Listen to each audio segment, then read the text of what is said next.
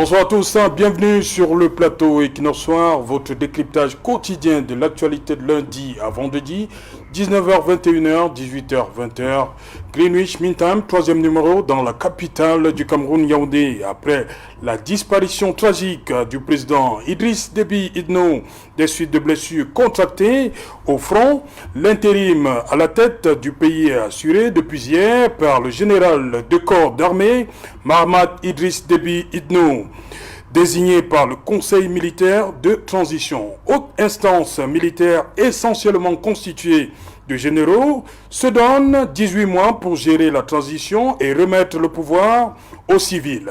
Le gouvernement tchadien, en décembre 2020, adoptait une loi sur la création d'un Sénat et d'un poste de vice-président. Ce projet de loi constitutionnelle portant révision de la constitution du Tchad et nonobstant la présence du vice-président de la République, la vacance de la présidence de la République ou d'empêchement en cas d'empêchement définitif, l'intérim est assuré par le président du Sénat. En l'absence de la mise en place jusqu'ici de la Chambre haute du Parlement tchadien, l'article 81 de la Constitution du 14 décembre 2020 est clair en matière de vacances, la présidence de la République au Tchad.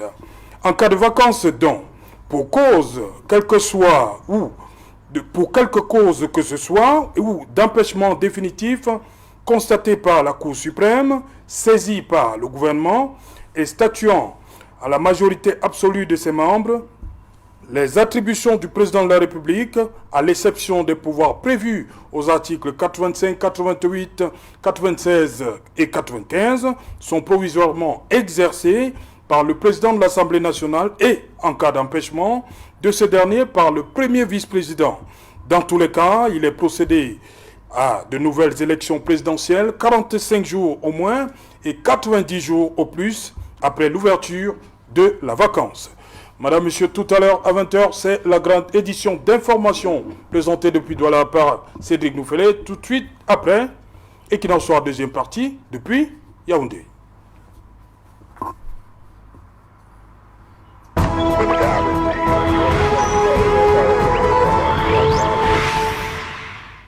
Disparition Idriss Déby Itno, quelle chance, quelle place pour les institutions. Pour en parler, nous avons invité une fois de plus ce soir Aristide Mono. Bonsoir.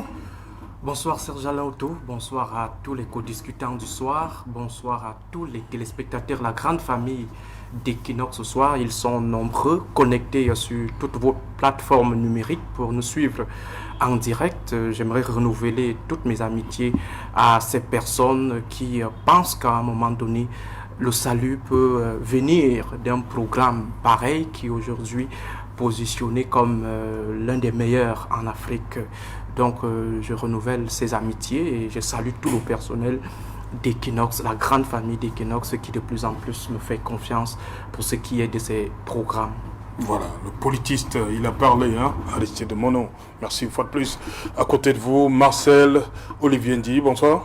Bonsoir Serge Alain, bonsoir à vos nombreux téléspectateurs, bonsoir surtout à Aristide Mono que je rencontre pour la première fois. J'avoue que je l'ai souvent admiré, j'ai souvent admiré ses prises de parole. Donc j'espère que nous allons offrir un débat à la hauteur des attentes de vos nombreux téléspectateurs.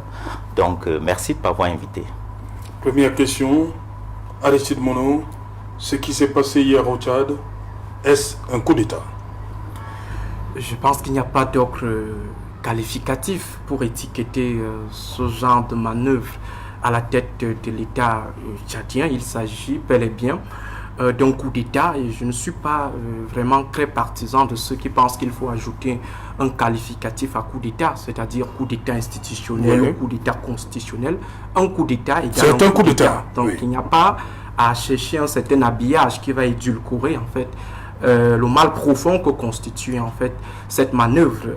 En Afrique, il y a bel et bien eu coup d'État parce que la transition à la tête de l'État ne s'est pas opérée suivant les modalités fixées par la loi fondamentale. Vous avez bien fait de relever tout à l'heure toutes les indications à propos et qui semble être clair pour monsieur tout le monde, pour quiconque n'est même pas constitutionnaliste.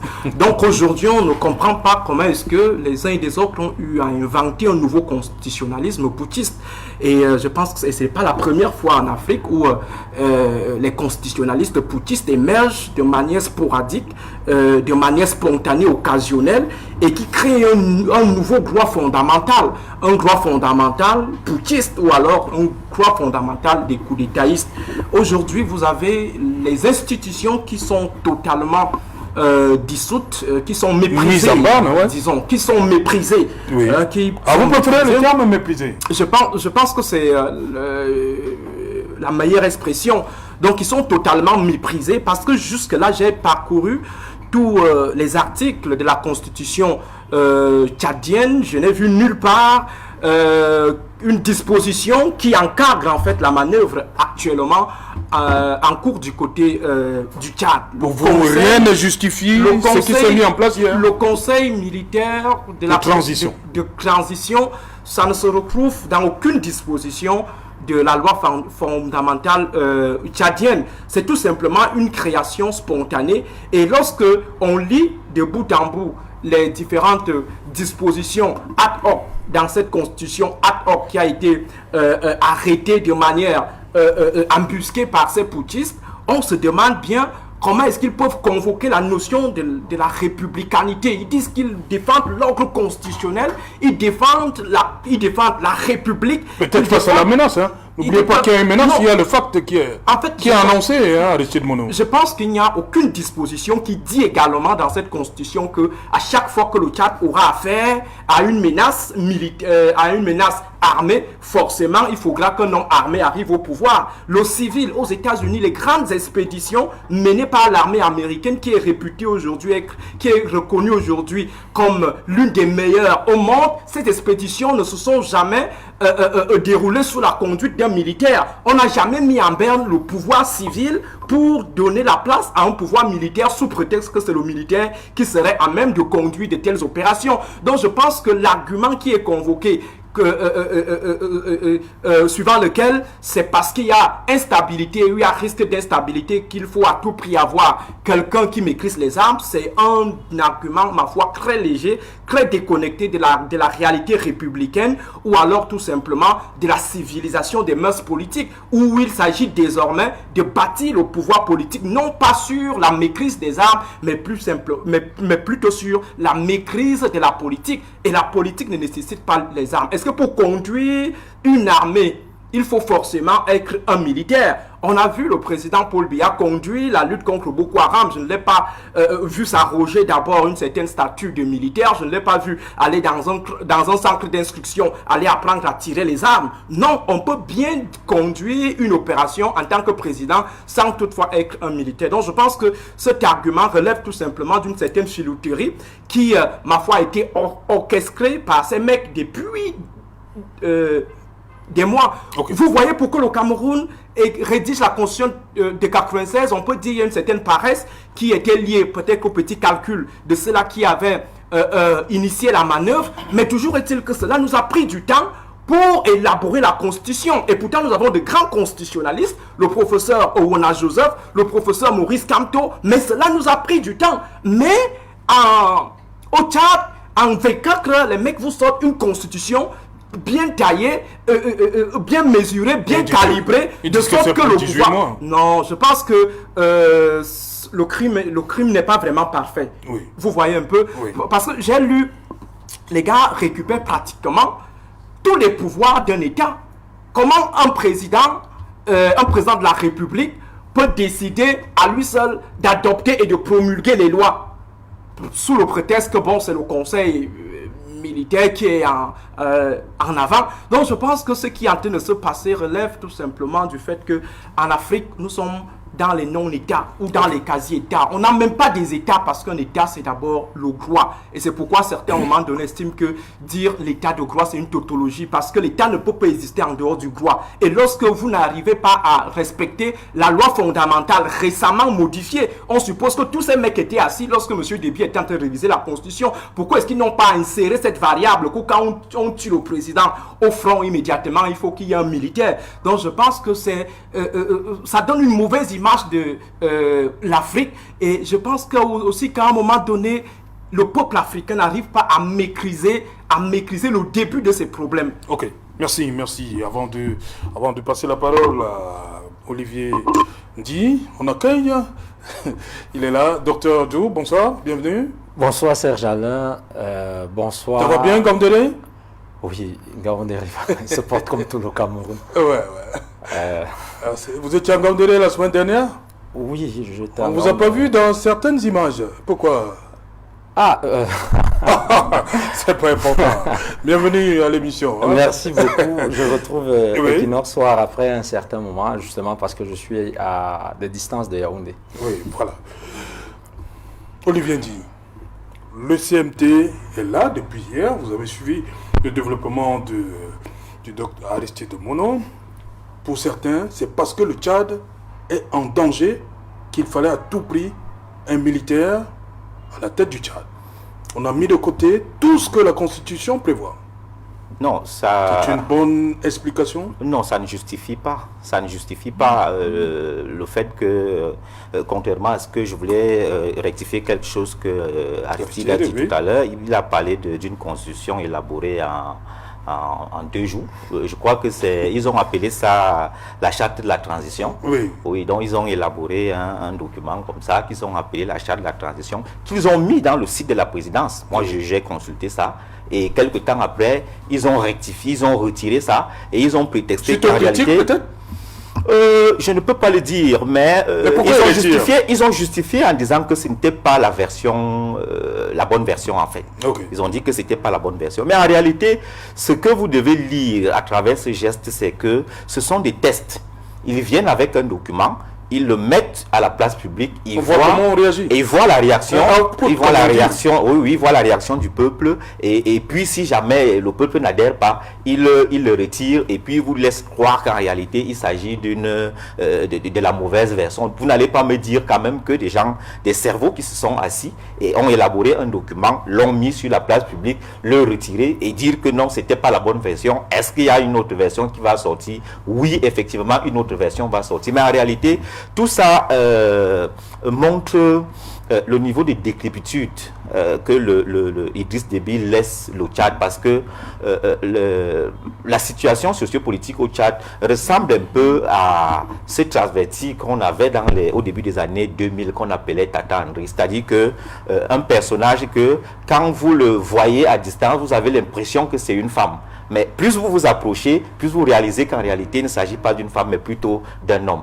Donc, le Tchad est manifestement dans cette situation où, quand vous êtes à distance, vous avez l'impression qu'il y a des institutions qui sont sur pied, il y a une constitution qui fonctionne. D'abord, il y a eu, Aristide l'a dit tout à l'heure, qu'il y a eu une réforme constitutionnelle, je crois que c'était en 2020. Donc, vous avez l'impression que tout cela fonctionne, mais en réalité, il n'en est rien. La Constitution est systématiquement battue en brèche. Les institutions, même en réalité, sont gérées comme des épiceries. Parce que c'est ça qu'il faut dire. Au Tchad, quand vous arrivez, par exemple, si vous prenez la liste des personnalités du Tchad, vous allez voir que c'est quasiment le clan Idriss Déby qui dirigeait le Tchad.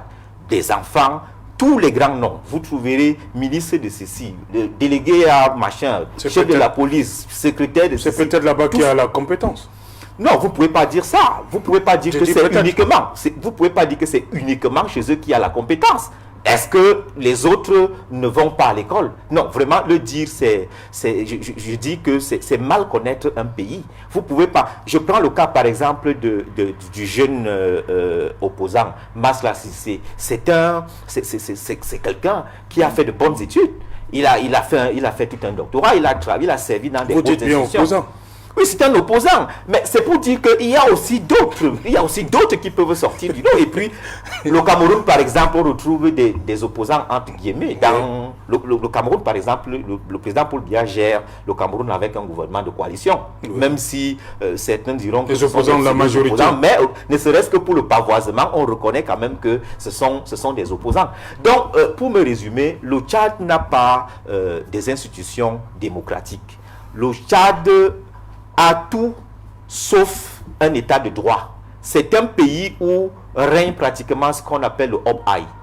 Et donc, parler des institutions après Idriss Déby, moi je trouve que c'est mal définir le concept d'institution dans son essence originelle. On ne peut pas, un pays où dès qu'un chef de l'État est assassiné, on froisse la Constitution, on piétine les institutions. J'ai cru entendre que le président de l'Assemblée nationale, on lui a proposé justement, puisque c'est lui qui devait assurer la transition, j'ai eu entendre qu'il dit que lui, il est assez vieux et donc il ne peut pas, il peut pas assurer la transition. Donc vous voyez, c'est en réalité, c'est malheureux pour l'Afrique que chaque fois que un chef d'État disparaît, même si il s'agit d'un coup d'État, il fallait au moins qu'on fasse bonne figure, ne serait-ce qu'au niveau des institutions internationales, qu'on respecte un tout petit peu les textes qui ont été écrits.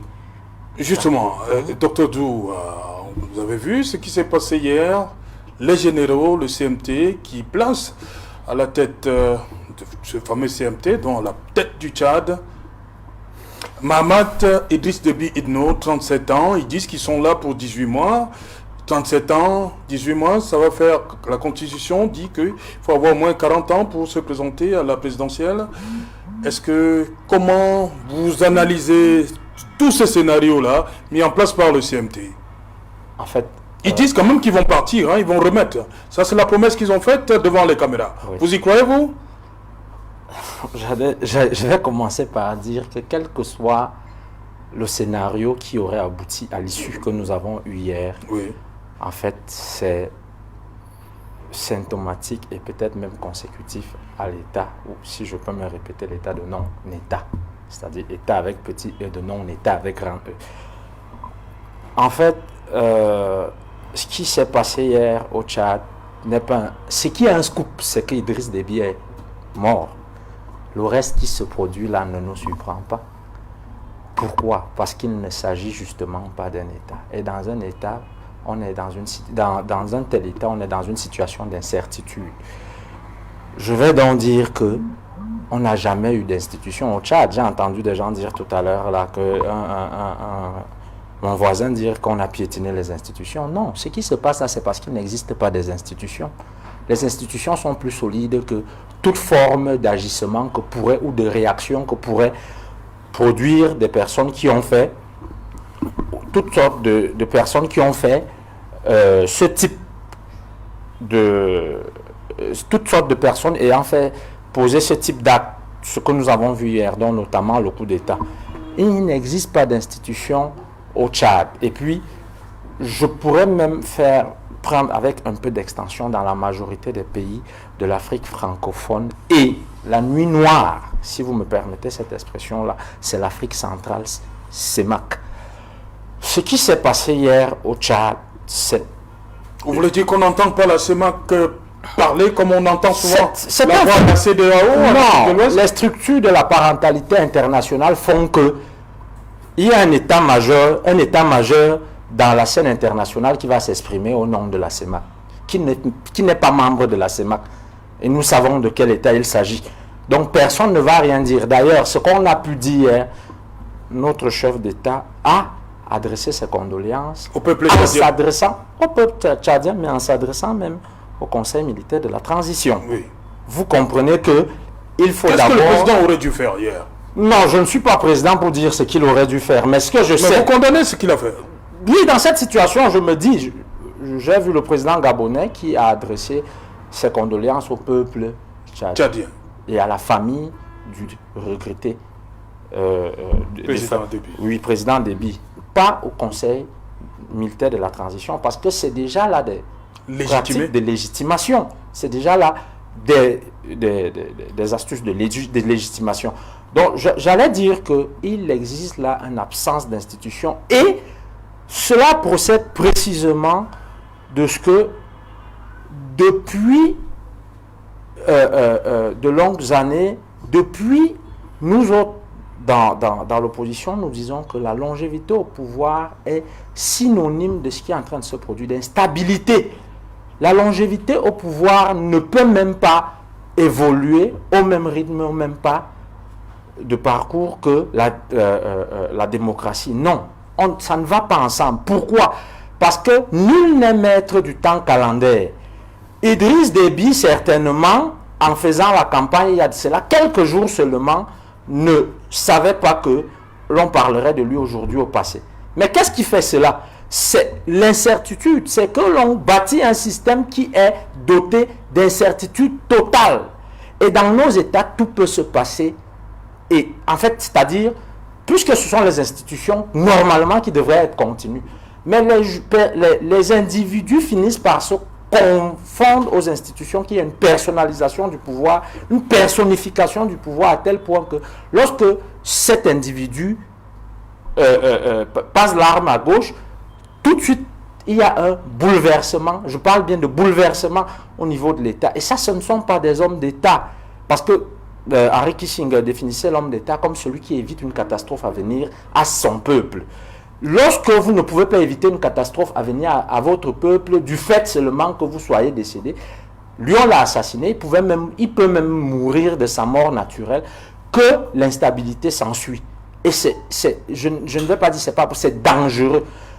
Et dans cette mesure, je ne peux pas dire qu'il y avait des institutions. S'il y a des institutions, il y aura continuité. Les institutions prennent la relève. De toutes les façons, les institutions tracent le canevas et les individus suivent le canevas tracé par les institutions. Dans le cas d'espèce, il n'existe pas d'institution. Et pourquoi est-ce que j'accuse la longévité aux affaires? J'accuse la longévité aux affaires parce que le pouvoir rime avec la responsabilité. Le seul moment où un individu à la tête d'un régime peut maîtriser le temps de son pouvoir, c'est dans l'exercice du découpage temporel du pouvoir. C'est-à-dire un mandat, tout au plus un deuxième mandat, et puis même pour la circulation de l'élite politique à la tête de l'État, les autres ont espoir que leur tour arrivera. La démocratie. Voilà, que leur tour arrivera. C'est au secondaire, l'alternance au pouvoir. L'alternance au pouvoir. Et une fois qu'il n'y a pas d'alternance au pouvoir, vous voyez que tout le monde rougit les yeux. Même votre femme, même votre fils peut... Parce que c'est ce qu'on a évoqué au Tchad, même dans l'ethnie du président Déby, les Agawa, il n'y avait plus... il y avait une pomme de discorde. Ça se comprend pourquoi finalement, il se dit, j'ai eu à discuter avec certains Tchadiens, il se dit même que le président Idriss Déby, au dernier moment, ressemblait à quelqu'un qui veut partir. Mais il est devenu prisonnier des Akawa et des Gouna. Parce que finalement, le pouvoir était déjà à un tel niveau de patrimonialisme que tout le monde savait ce qu'il a comme avantage de cette situation d'être au pouvoir. Du coup, si on vous voit partir, vous représentez même un danger pour les intérêts des membres de votre famille et de tous vos proches. Et vous voulez partir comme ça, peut-être... Là, nous sommes dans des hypothèses, dans des scénarios qu'on imagine. Ok, voilà. Aristide Mono, parlant de légitimation de ce pouvoir, les premiers actes pris par... le CMT, c'était la fermeture des frontières, dissolution du gouvernement et du gouvernement, l'Assemblée nationale. Aujourd'hui, le général de corps d'armée a décidé de la réouverture des frontières parce qu'il y a un événement qui arrive. Les chefs d'État viendront au Tchad. Il a également décidé d'alléger le couvre-feu. Hier, c'était de 18h à 5h du matin. Depuis aujourd'hui, c'est de 20h à 5h du matin. Et dans la journée, on a vu cette annonce. Le président Macron sera à N'Djamena. Question simple. La France reconnaît le CMT? Avant de répondre à votre question, je vais rassurer l'ami Olivier Ndi qu'en fait, c'est pas parce qu'on a dit la charte de la transition ou alors peut-être, je ne sais pas quelle expression ils auraient dû utiliser, dans les faits, c'est une constitution qui est proposée par ces éléments qui ont totalement décidé de mettre en berne tout ce qui a été produit jusque-là. Et deuxième chose qu'il faut relever, c'est que le pouvoir en Afrique, surtout dans le précaré français, là je vais arriver sur le fond même de la question, en Afrique, le pouvoir en Afrique francophone, le pouvoir est beaucoup plus militaire. Il ne faut pas qu'on se fie à tout ce qu'on voit au niveau des États avec des civils, qu'on voit un peu partout, au président de la République. Le pouvoir est d'abord militaire. Ça signifie quoi? De manière terre à terre. Lorsque les militaires ne sont pas d'accord avec celui qui est au pouvoir, forcément, ils agissent, ils reprennent leur pouvoir, ils vont Vous dites bien en Afrique? J'ai dit en Afrique francophone surtout. En Afrique francophone. Vous ajoutez francophone. J'ai dit francophone. Dès que donc pour arriver au pouvoir, il faut être d'accord avec les militaires. Il faut être l'homme du militaire. Du moment où vous n'êtes plus l'homme du militaire, on vous déchoit rapidement, ou alors on essaye de s'accaparer du pouvoir pour positionner quelqu'un qui peut nous produire des avantages. Il faut savoir que l'institution militaire en Afrique n'est pas seulement cette institution qui a pour vocation de défendre l'intégrité, de veiller à la sécurité des personnes et de leurs biens. C'est également une institution qui a décidé de rentrer dans le jeu de la privatisation des biens, c'est-à-dire le système néo-patrimonial tel que le disait tout à l'heure le docteur Zou. Donc on est dans un pouvoir en fait militaire qui essaye de se donner des apparences d'un pouvoir civil. Aujourd'hui, je prendrai le cas du Cameroun, cela peut être un peu pudique, mais je le dirais de manière crue. Il ne faut pas que des gens se leurrent. Si un jour on arrive dans une situation de vacance de pouvoir, forcément, on aura affaire à un pouvoir militaire qui va chercher à contrôler, même s'il ne prend pas le pouvoir, mais il va contrôler, il va contraindre les uns et les autres à accepter ses choix et il va imposer ses options. Donc il ne faut pas que on pense à un moment donné que le changement va se jouer entre les civils, et pourtant on sait bel et bien que les militaires ont intérêt à ce que la chose se joue toujours en leur faveur. Donc c'est ça que je voulais un peu préciser. Et pour ce qui est donc de la France, j'ai parlé du non-État, du quasi-État tout à l'heure. Un État, c'est la sécurité. Un État, c'est également l'indépendance. Est-ce que les États d'Afrique francophone sont des États indépendants? Non, ce ne sont pas des États indépendants. Certains le disent de manière crue, ce sont des sous-préfectures françaises. Voilà ce que signifie l'État en Afrique. On va utiliser des termes État importé, État cloné, État mimétisé et tout. Mais je vous dis, l'État en Afrique, c'est plutôt l'État sous préfecture française. Donc, lorsque la France décide, immédiatement, la chose est respectée au niveau de nos États. Même les forces alternatives. Si vous n'êtes pas d'accord, ou alors si vous ne rentrez pas dans les stratégies de la France, vous ne pouvez pas être président dans un État d'Afrique francophone. On peut jouer les résistants à un moment donné, mais on finit toujours par succomber. Idriss Déby a essayé à un moment donné de contenter la France, mais au final, il s'est rendu compte que les choses n'étaient pas toujours en sa faveur. Donc la France peut décider autrement. Je ne suis pas en train d'étiqueter la France, mais ce qui est sûr, c'est que la situation au Tchad est du fait de cette approche paternaliste de la France sur les États africains. Est-ce que l'État tchadien jouit d'une certaine souveraineté? Non. On a eu des situations de contrôle du pétrole au Tchad. On a eu la situation du contrôle de la sécurité dans la zone avec des bases militaires au Tchad qui de temps en temps jouaient les petits malins à chaque fois que Idriss Déby tient un discours un peu dur. On voit émerger une certaine rébellion. Immédiatement, la France intervient comme Lucky Luke ou comme Chris Larabi pour venir sauver le soldat Déby qui était également notre Lucky Luke. Donc vous voyez que en fait, dans le fond, c'est la France qui manœuvre tout dans tous les États de l'Afrique francophone.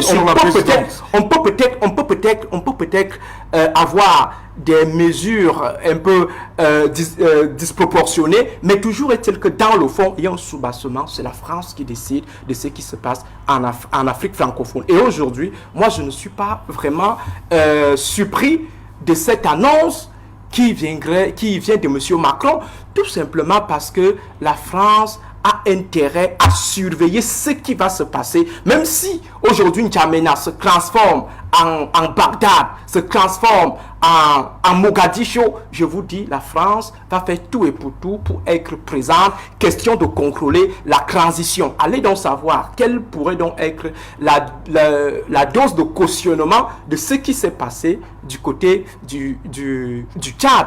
Côté français, que dit l'Élysée? Est-ce qu'on a une condamnation forte? Ouais. Non, on vient plutôt chercher à assister. Et lorsqu'on assiste, sans toutefois condamner, parce que la France devrait normalement poser des préalables. Ailleurs, on dit, nous ne traitons plus avec cet État, parce que cet État est sorti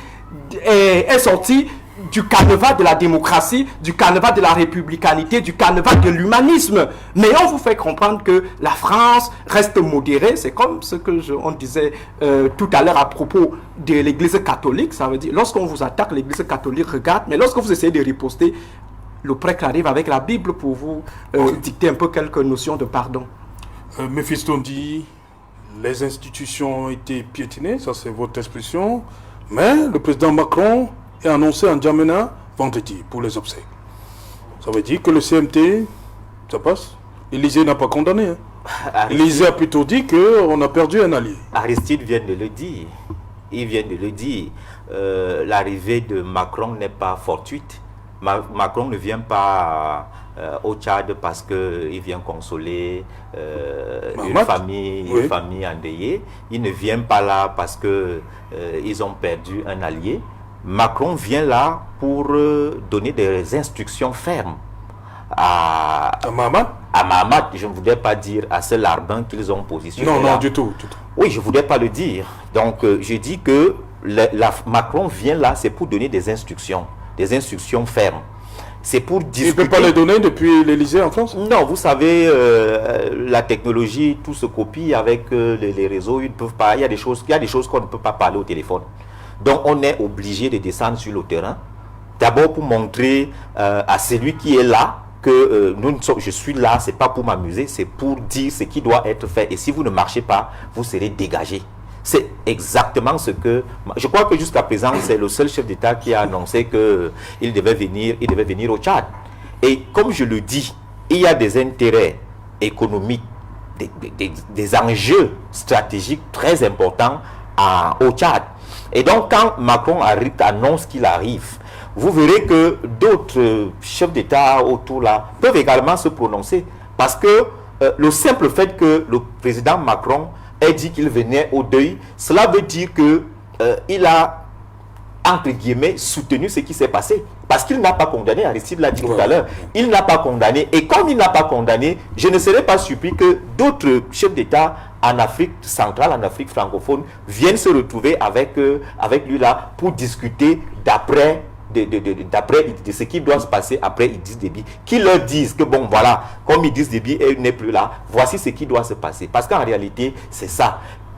Quand on le dit, ce n'est pas parce que nous voulons absolument incriminer la France, ce n'est pas parce que nous voulons absolument montrer le doigt accusateur. Le pouvoir d'Idriss Déby était logé en France, c'est même ce qu'il faut dire. Le pouvoir d'Idriss Déby était logé en France. Et à partir du moment où Idriss Déby, au moment de sa campagne, a commencé à accuser la France ouvertement d'avoir assassiné Tombalbaye, le premier, le père de l'indépendance. Ouais. Voilà, le père de l'indépendance tchadienne. Ça, c'était la première des choses. La deuxième des choses, c'est que quand Idriss Déby a pris position, une position franche, claire contre le franc CFA, ça montrait tout simplement que les intérêts de la France étaient de plus en plus menacés. Et donc, quand quelqu'un commence à menacer les intérêts de la France, il est sûr à 100% que celui-là va être mis de côté. Et c'est exactement ce qui s'est passé. Moi, j'ai suivi une émission sur Internet que un Tchadien rendait un témoignage qu'il y a à peu près 4 à 5 mois, un militaire français lui a dit « Idriss Déby, c'est terminé. La prochaine rébellion qui se prépare, ça va apporter Idriss Déby. Si cela ne se passe pas, vraiment exposez-moi partout dans les réseaux sociaux. » C'est un militaire français qui l'a dit. Vous croyez donc que quand il le dit, il ne le dit pas parce qu'il avance des choses de façon péremptoire. Il n'avance pas, ce ne sont pas des inepties. Et c'est ça qui est en train de se vivre aujourd'hui. Donc quand Macron vient, c'est pour dire à celui qui est là qu'il faut exécuter, tu fais exactement ce qu'on te demande de faire, sinon tu dégages. Exactement comme on a dégagé ton père. J'ai même envie de penser que la complicité de l'assassinat d'Idriss Déby est venue de l'intérieur. Parce que quand on dit que ce sont les tirs des ennemis, or quand vous imaginez, Idriss Déby c'est un chef de guerre. Et un chef de guerre de 68 ans n'est pas au premier plan. En plus de ça, un chef de guerre a une voiture hautement blindée. Il était donc quasiment impossible de franchir toutes les barrières, c'est-à-dire son armée qui était active, qui combattait. Et cette voiture blindée, c'était impossible qu'une balle parte du camp ennemi pour venir assassiner Idriss Déby. Donc ça ne pouvait être qu'à l'intérieur. Il fallait que quelqu'un franchisse toutes ces barrières. Et celui qui a franchi toutes ces barrières aisément ne pouvait être que dans son camp. Et donc on peut donc comprendre, on peut donc à partir de ces éléments-là voir que la France ou bien l'ennemi aurait infiltré le camp d'Idriss Déby pour finalement avoir raison sur lui. Et évidemment, quand vous voulez savoir si vous voulez savoir qui est l'auteur de ce crime, il faut savoir celui qui tire le grand bénéfice. Et il faut savoir celui qui est le premier à venir consoler. Et il ne vient pas consoler parce qu'en réalité, il vient pour donner des instructions relatives à ce qui doit se passer bien après. Donc malheureusement, c'est un peu ce que l'Afrique vit. Et qu'il faudrait que nous ayons des hommes forts, contrairement à ce que les gens pensent. Justement, c'était pour justement aller avec le docteur Zhou. Ça nous renvoie à ce fameux discours de Barack Hussein Obama. Non. L'Afrique, ce qui est en train de se vivre. Le Tchad nous montre que les hommes sont plus forts que les institutions. Je ne sais pas qui a le baromètre de mesure de la force des hommes d'État. Mais de toutes les façons, je sais que peut-être qu'il faut souvent que le legs ne soit que matériel pour savoir que quelqu'un nous a fait un véritable legs. Ce que Barack Obama a fait au Ghana, c'était le legs de son passage à la tête de l'État le plus puissant au monde, à savoir bâtir les institutions.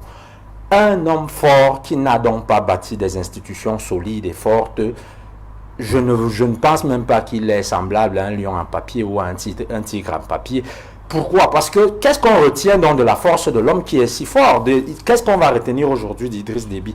On est même en train de conjecturer sur les conditions de sa mort. Là maintenant, un monsieur qui a gagné les élections, ça ne fait que quelques jours, quelques heures. On parle de lui au passé. Mais c'était un homme fort, véritablement, Idriss Déby. C'était un homme fort. Militairement, Idriss Déby, c'était un homme fort. Non. Donc, je pense que l'Afrique n'a vraiment pas besoin d'hommes forts. Sinon, c'est a posteriori qu'on va mesurer la force de l'homme parce qu'il a bâti les institutions. J'en veux pour preuve Jerry Rawlings. Lui, il était un putschiste.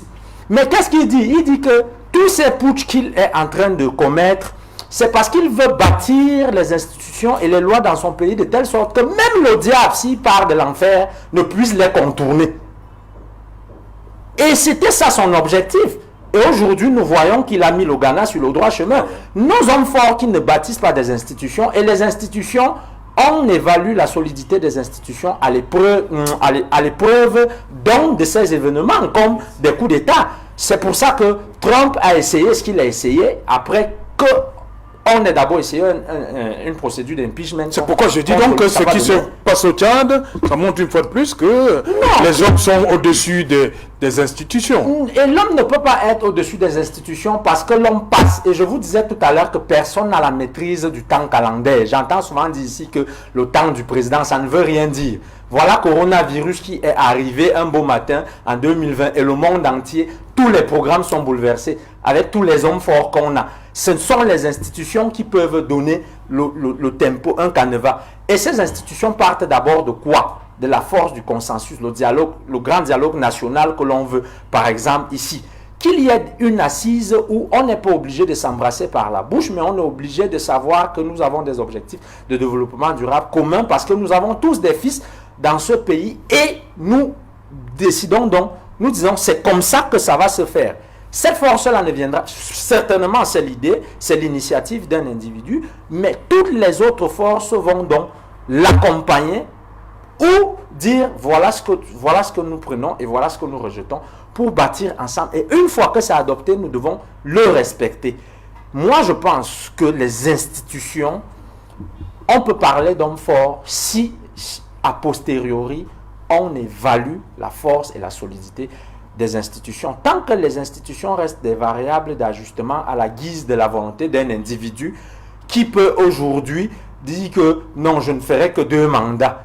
Et puis, quand le dernier mandat arrive vers la fin, la Constitution devient quelque chose taillé à ses mensurations. Je ne pense pas que l'on puisse parler d'homme fort. Il n'y a pas d'homme fort dans. Et puis, on vous parlait par exemple des précarés de la France. Finalement, vous êtes homme fort, mais votre pays, on ne voit pas les intérêts. Vous travaillez à ce qu'un autre pays, lui qui travaille pour ses intérêts, parce que ce qu'il faut savoir, M. Macron a été élu pour sauvegarder les intérêts de la France. Il n'aura pas d'état d'âme sur la famille Déby, sur des amitiés avec Déby.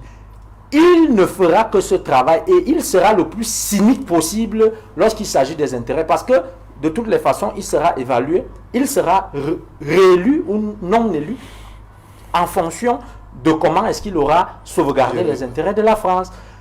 C'est donc à nous de bâtir nos institutions. J'insiste sur ce mot, je dis, quand ça se passe comme ça se passe là, c'est parce qu'il n'y a pas d'institution solide et bâtie là-bas. Et que les Camerounais ne se trompent pas.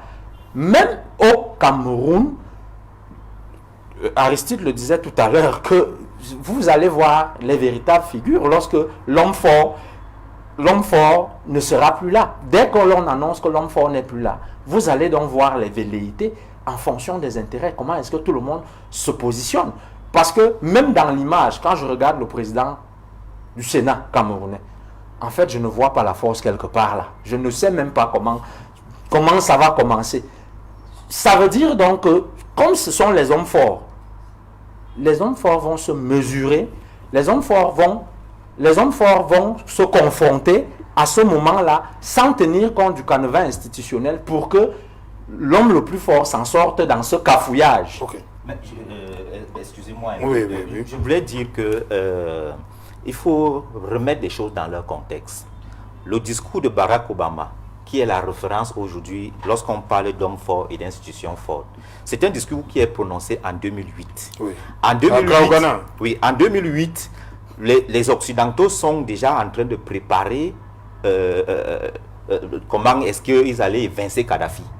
Et donc, si vous essayez d'observer ça attentivement, vous allez constater que lorsque Barack Obama le dit, il s'adresse intuité personne à Kadhafi. Et donc, il ne faut donc pas confondre le discours qui est acharné contre un individu au prétexte qu'il ne sert pas leurs intérêts et la définition mère de ce que c'est qu'un homme fort. Un homme fort, c'est quoi? Un homme fort, c'est quelqu'un qui est charismatique, qui est intelligent, qui a l'autorité, qui a la légitimité. Et donc, qui peut, à partir de ces éléments-là, impacter le développement de son pays, laisser construire des institutions de telle sorte que après lui qu'il y ait une stabilité politique. Okay. Quand j'écoute le docteur Djou, on a l'impression que son discours tourne autour de l'alternance.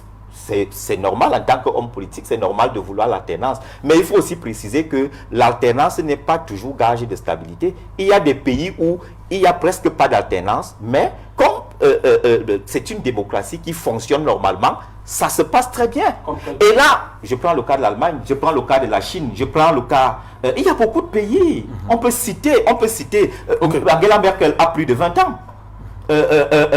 En Chine, par exemple, on a quasi dit que Xi Jinping peut se représenter autant de fois que possible. Donc, ce n'est pas forcément l'alternance. Je préfère même encore une démocratie, une dictature parfaitement assumée, mais qui travaille pour le développement de son pays. Voilà. On va permettre à Aristide Mono de dire quelque chose avant qu'on aille à Douala. Rapidement, pour ce qui est des institutions, il me semble que c'est la base même du fonctionnement de toute organisation. C'est-à-dire que vous devez avoir, parce que l'institution est bâtie sur le consensus qui est défini dans les différentes normes. Dans le cas d'un État, c'est la Constitution, lorsqu'elle est totalement partagée, lorsque les structures qui doivent assurer la mise en œuvre et aussi l'application de cette Constitution, forcément, on a des institutions fortes. Les hommes sont passagers, les hommes sont divers et ondoyants. Il est risqué de laisser en fait le destin national à un individu, de confier l'histoire de tout un pays à un individu. L'individu peut se lever un beau matin, il a des crises et puis il prend un décret et immédiatement, ce sont des institutions qui sont maintenant des ententes formalisées qui permettent à ce que les uns et les autres évitent donc ce type de monarchie. Parler d'institutions, c'est rentrer dans des systèmes totalement monarchiques. Or, aujourd'hui, je pense que pour la sécurité de nos États, il faut bâtir les choses sur des éléments qui n'ont rien à voir avec des personnes. Merci. On revient. Voilà, merci, on revient après le journal parce que dans un instant, justement, nous repartons à Douala. Madame, monsieur, nous attend Cédric Noufélé et toute son équipe pour le 20h le plus attendu de la planète. Mais avant cela, une page de pub.